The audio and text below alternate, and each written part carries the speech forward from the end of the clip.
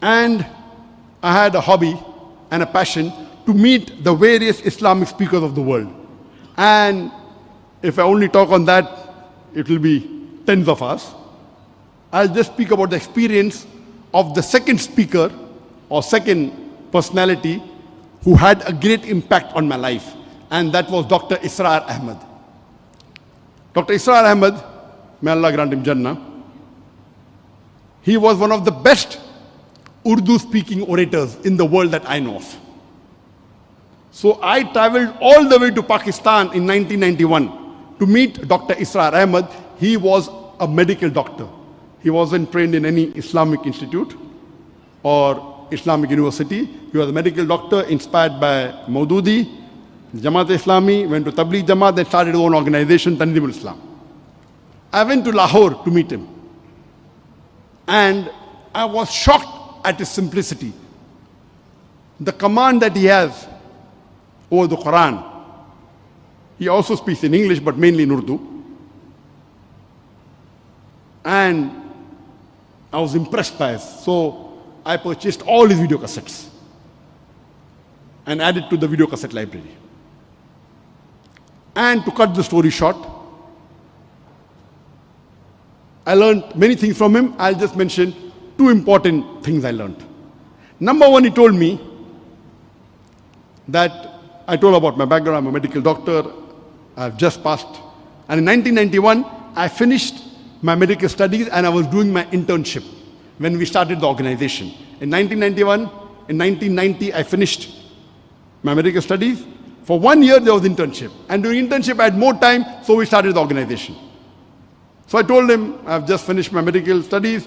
I would like to become a surgeon, do my MS, and I'm interested in dawah. So he told me, son, you have to choose between the two. Either you choose your medical practice or dawah.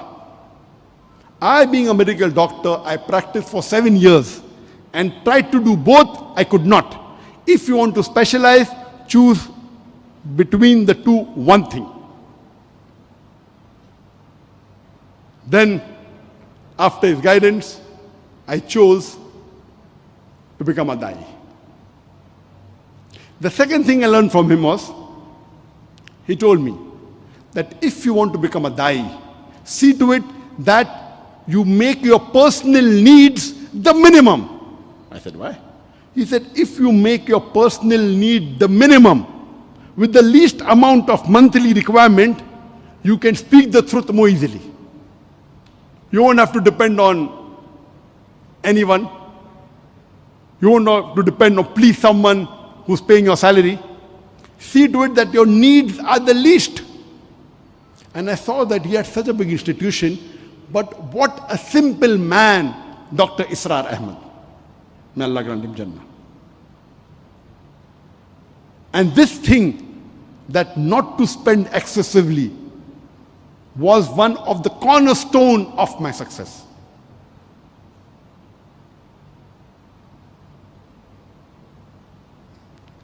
Just in case I forget, towards the end I may tell you, but today I require only 2,000 ringgit a month for me and my wife to survive. Only 2,000 ringgit. Very comfortably. Very comfortably. Not for my dawah activity. Dawah activity, though I have travel, fly, I pay my own money, that's different. That may be in large amount, but for my personal needs, 2,000 ringgit is sufficient.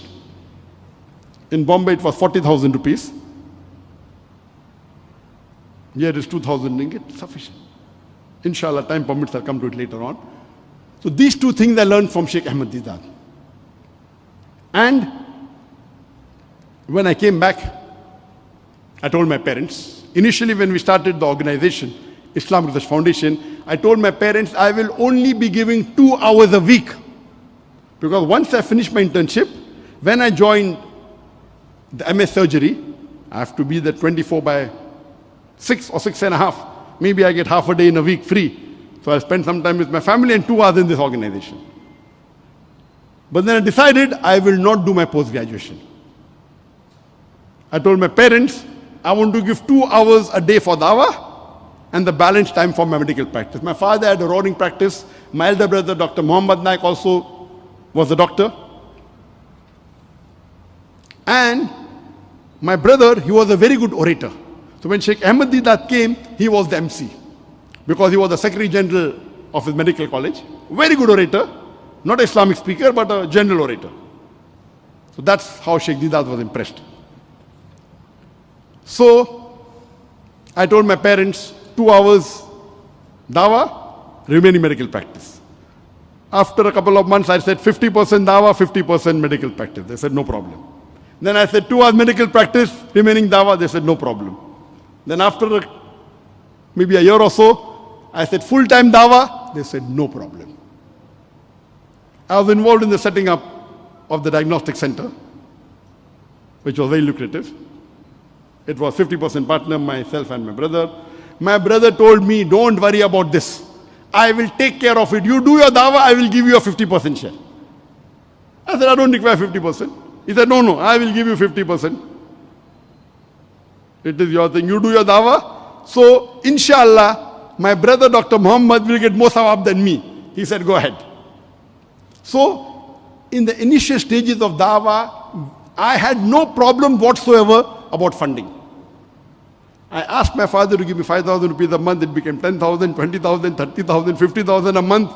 I never asked any money. More than 95% of the funding of the dawah for the first several years was by my father. Never had any problems. And the first talk I gave was in 1992, in December. And as you are aware, Sheikh Ahmed Didat didn't carry notes. Sometimes he had carried some slips, but generally without notes. So the first talk I gave in my life was, is the Quran God's word, in the office, small office. Could accommodate about 50, 60 people. And I memorized. I wanted to give a 1-hour talk, so I memorized. First time in my life. And I gave the talk. The talk went on for approximately 3 hours. I was inexperienced. Without notes, I spoke for 3 hours talking about the scientific miracles, about various research I did. Is the Quran God's word? It was little less than 3 hours. A marathon lecture, I thought it would be 1 hour. That was the first lecture of my life. It was in, just an audience of 50 people. And then it started. Then we started having in public halls for a few hundred, then few thousand, then the numbers kept on increasing.